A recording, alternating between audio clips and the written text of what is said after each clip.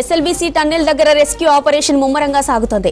Tunnel లోపల accident జరిగిన ప్రదేశంలో తవ్వకాలు కొనసాగుతున్నాయి. ఎన్డీఆర్ఎఫ్, ఎస్డీఆర్ఎఫ్, సింగరేణి సహా ప్రత్యేక బృందాలు బురద, మట్టిని తొలగిస్తున్నాయి. అటు ప్రమాదం జరిగిన 100 మీటర్ల దూరంలో D2 పాయింట్ దగ్గర గల్లంతైన వారి ఆనవాళ్లను కేరళ డాగ్స్ గుర్తించాయి. టన్నెల్లోని టీబీఎం మిషన్ ముందు ఓ డెడ్ బాడీ కనిపించింది. శిథిలాల కింద ఒక కార్మికుడి చేయిని రెస్క్యూ టీమ్స్ గుర్తించాయి. అలర్ట్ అయిన రెస్క్యూ టీమ్స్ ఉన్నతాధికారులకు సమాచారం అందించారు.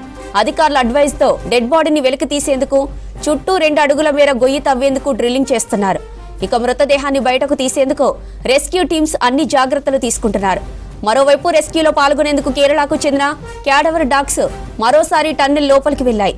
ఇవాళ సాయంత్రం వరకు గల్లంతైన వారి కొందరి ఆచూకీని గుర్తించే అవకాశం ఉంది. టన్నెల్ లోపల సుమారు 15 రోజులుగా రెస్క్యూ ఆపరేషన్ కొనసాగుతుంది. ఆర్మీ, ఎన్డీఆర్ఎఫ్, ఎస్డీఆర్ఎఫ్, సింగరేణి సహా ప్రత్యేక బృందాలు తీవ్రంగా శ్రమిస్తున్నాయి. జిల్లా కలెక్టర్ సహా ఉన్నతాధికారులు పనులను దగ్గరుండి పర్యవేక్షిస్తున్నారు. ఎస్ఎల్బీసీ సహాయక చర్యల పురోగతిపై మరింత సమాచారం బాలకృష్ణ మనతో పాటు లైవ్ లో జాయిన్ అయి అందిస్తారు. బాలకృష్ణ, డీటెయిల్స్ ఏంటి? జ్యోతి, ఎస్ఎల్బీసీ టన్నెల్ వద్ద సహాయక చర్యలు చాలా ముమ్మరంగా జరుగుతున్నాయి. పురోగతి కూడా కనిపిస్తుంది. 16వ రోజు రెస్క్యూ ఆపరేషన్స్ కంటిన్యూ అవుతున్నాయి. కొద్దిసేపటి క్రితమే కేరళకు సంబంధించిన కేడవర్ డాగ్స్ కూడా రంగంలోకి దిగాయి. సో ఏదైతే ముందు నుంచి చెప్పుకుంటున్నట్టుగానే టీబీఎం 2 పార్ట్స్గా డివైడ్ అయినప్పుడు ఫ్రంట్ పార్ట్ అంతా కూడా టన్నెల్లో కూరుకుపోయింది. సెకండ్ పార్ట్ డెబ్రిస్, శిథిలాలు అంతా కూడా 200 మీటర్ల దూరం కొట్టుకొచ్చాయి. సో 2 ఏరియాలో డెడ్ బాడీస్ ఉంటాయని చెప్పి ముందు నుంచి కూడా ఊహిస్తున్నట్టుగానే అటు ఎన్జీఆర్ఐ చెప్పిన రిపోర్టు, మార్కింగ్ చేసిన విధానం, అట్లాగే కేరళకు సంబంధించిన బెల్జియం మ్యాల్నోయిస్ డాగ్స్ చెప్తున్నటువంటి అంశం ప్రకారం కూడా 2 రకాల కూడా ఎక్స్కావేషన్ తవ్వకాలు అయితే జరుగుతున్నాయి. సో ఏదైతే ఫ్రంట్ పార్ట్లో టీబీఎంకి సంబంధించి సమాంతరంగా ఎక్స్కావేషన్ జరుగుతున్న సందర్భంలో గుర్తించినటువంటి ఒక బాడీని తవ్వకాల ద్వారా బయటికి తీసేందుకు ముమ్మర ప్రయత్నాలు జరుగుతున్నాయి. ఇందులో పూర్తి స్థాయిలో సింగరేణికి సంబంధించిన టీం ఇన్వాల్వ్ అయింది.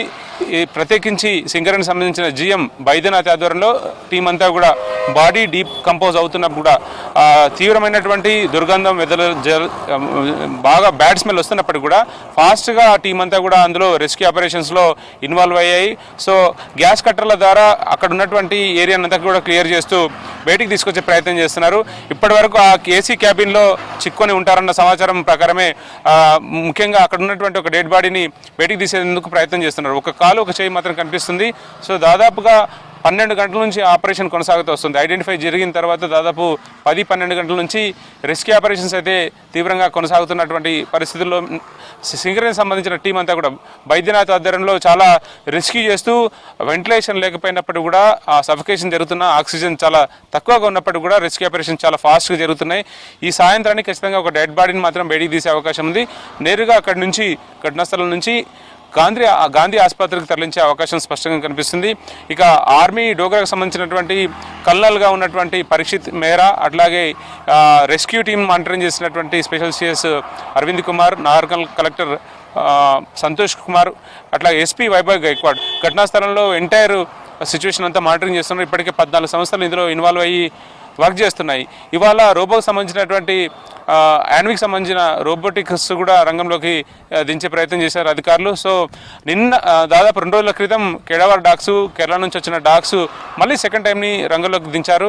ఇంకా డీటెయిల్గా పర్టికులర్గా స్పెసిఫిక్గా లొకేషన్స్ ఐడెంటిఫై చేసి 4 సంబంధించినటువంటి డెడ్ బాడీస్ ఒక ఏరియాలో, 4 సంబంధించిన డెడ్ బాడీస్ ఇంకొక ఏరియాలో ఉంటాయన్న కోణంలోనే దర్యాప్తు జరుగుతున్న సందర్భంలో మరోసారి కేడవర్ డాగ్స్ రంగంలోకి దించారు. కేరళకు సంబంధించినటువంటి ఏదైతే స్పెషల్ పోలీసు ఉన్నారో వాళ్ళంతా డాగ్స్ కార్డ్ని తీసుకుని లోపలికి వెళ్ళారు. నీటి ఊట వస్తుంది. విపరీతంగా నీటి ఊట కారణంగా, సిల్ట్ కారణంగా కొంత స్మెల్, ఏదైతే ఇప్పుడు ఒక డెడ్ బాడీ ఐడెంటిఫై చేసిన ఏరియాలో మాత్రం స్మెల్ ఎక్కువగా వస్తున్నప్పుడు కూడా మిగతా 7 మందికి సంబంధించిన ఆచూకీ కోసం అయితే చాలా తీవ్రంగా ముమ్మరంగా గాలింపు చర్యలు, రెస్క్యూ ఆపరేషన్స్ అయితే తీవ్రంగా కొనసాగుతున్నాయి. Indian army, NDRF, SDRF, fire department, SPDCL సంబంధించిన టీమ్స్, అట్లాగే రోబోటిక్స్ టీమ్స్, ఇట్లా అన్ని రకాల టీమ్స్ కూడా ఇందులో ఇన్వాల్వ్ అయ్యి పనిచేస్తున్నాయి. ఎన్జీఆర్ఏ టీం ఉంది, రాడార్ టీం కూడా స్పెసిఫిక్గా ఇందులో ఇన్వాల్వ్ అయ్యి చేస్తుంది. సో రెస్క్యూ బృందాలు మాత్రం చాలా కఠోరమైన శ్రమ చేస్తున్నారు, నిరంతరం అన్వేషణ అయితే కొనసాగిస్తున్నారు. సో వచ్చినటువంటి 16 రోజు రిజల్ట్స్లో పర్టికులర్గా ఒక డెడ్ బాడీకి సంబంధించినటువంటి ఆనవాళ్ళను గుర్తించారు. దాన్ని ఏ క్షణమైనా బయటికి తీసుకొచ్చేందుకు తీవ్రమైనటువంటి ప్రయత్నాలు చేస్తున్నారు. ముందు నుంచి కూడా సింగరేణి టీం ఇందులో చాలా ఫాస్ట్గా ఇన్వాల్వ్ అయింది. వాళ్ళు ఏదైతే టీబీఎం సంబంధించిన బ్యాక్ పార్ట్ శకలాలన్నింటినీ కూడా రైల్వే సిబ్బంది గ్యాస్ కట్టర్లో తొలగిస్తుంటే వాటన్నిటిని కూడా లోకకు అమర్చి బయటకు పంపించే ప్రయత్నం చేస్తున్నారు. కన్వేయర్ బెల్ట్ సెట్ చేసి 14 కిలోమీటర్ల నుంచి ఉన్నటువంటి డీసిల్ట్ పూర్తిగా బయటికి పంపించే ప్రయత్నం చేస్తున్నారు. ఒక్కసారిగా టన్నెల్లో కనుక పరిస్థితి గమనిస్తే మనం క్లియర్గా అర్థమవచ్చు. పైనుంచి రాళ్ళు పడుతున్నటువంటి రాళ్ళు సున్నప్రాయ అంతా కూడా మొత్తం ఒక మట్టి లేయర్ కాదు, ఇది కాంక్రీట్ లేయర్గా తయారైపోయింది. కాంక్రీట్ సిమెంట్ గడ్డగా మారింది. సో తవ్వి తీయాలంటే చాలా కష్టంగా మారుతుంది. పర్టికులర్గా ఇప్పుడు ఐడెంటిఫై చేసినటువంటి ఒక డెడ్ బాడీకి సంబంధించినటువంటి అవశేషాలను బయటికి తీసే ప్రయత్నం చేస్తున్నారు. ఒక కాలు ఒక చేయి మాత్రం కనిపిస్తుంది.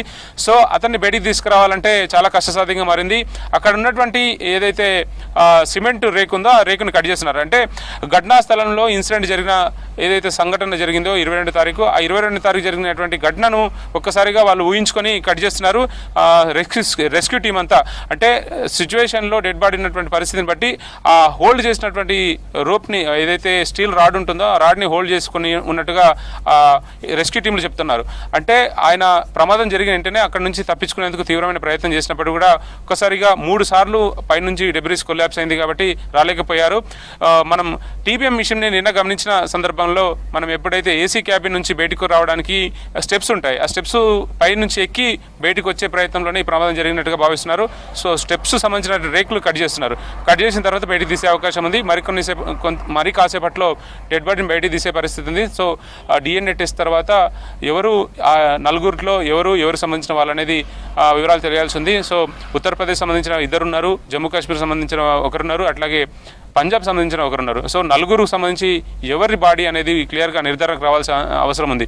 సో టన్నెర్లో టీబీఎం ఫ్రంట్ పార్ట్లో ఏసీ క్యాబిన్లో ఉన్నది నలుగురు. ఆ నలుగురిలో ఒకరు మనోజ్ కుమార్ ఫీల్డ్ ఇంజనీర్, మరో ఒకరు ప్రాజెక్ట్ ఇంజనీర్ శ్రీనివాస్, ఇంకా థర్డ్ పర్సన్ వచ్చేసి గురుప్రీత్ సింగ్, ఈయన పంజాబ్ సంబంధించినటువంటి జనరేటర్ ఆపరేటరు, మరో వ్యక్తి 4వ వ్యక్తి సన్నీ సింగ్, ఈయన జమ్మూ కాశ్మీర్ సంబంధించిన వ్యక్తి. సో ఈ నలుగురిలో ఎవరిది అనేది మాత్రం ఐడెంటిఫికేషన్ వైద్య బృందం చేయాల్సి ఉంది. ఫోరెన్సిక్ టీం కూడా రంగంలో దిగింది కాబట్టి వాళ్ళందరినీ ఐడెంటిఫై చేసి అక్కడ నుంచి డెడ్ బాడీని గాంధీ ఆసుపత్రికి తరలించే అవకాశం ఉంది. అక్కడ డిఎన్ఏ టెస్టులు అంతా చేసిన తర్వాత కన్సర్న్ ఫ్యామిలీకి అప్పగించే అవకాశం కనిపిస్తుంది. జ్యోతి, ఓవర్ టు యూ.